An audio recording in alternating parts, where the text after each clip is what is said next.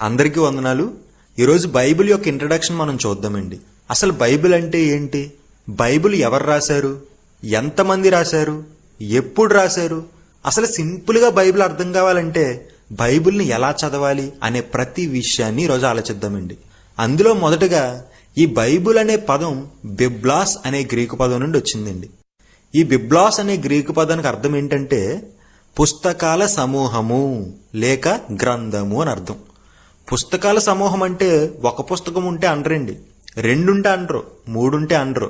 కొన్ని పుస్తకాలన్నీ కూడా కలగలిపి ఒక పుస్తకంగా చేస్తే దాన్ని పుస్తకాల సమూహము అంటారు. అందుకే బైబిల్ కూడా ఒక పుస్తకం కాదండి, 66 పుస్తకాల కలయికే బైబుల్. అంటే బైబిల్లో ఆదికాండం, నిర్గమకాండం, లేవ్యకాండం, సంఖ్యాకాండం, ద్వితీయోపదేశకాండం, యెహోషువ, న్యాయాధిపతులు, రూతు, ఇలా 66 పుస్తకాలు ఉంటాయి. ఈ 66 పుస్తకాల్ని కలగలిపి ఒక పుస్తకంగా చేస్తే దాన్నే బైబుల్ అంటామండి. ఈ బైబుల్ని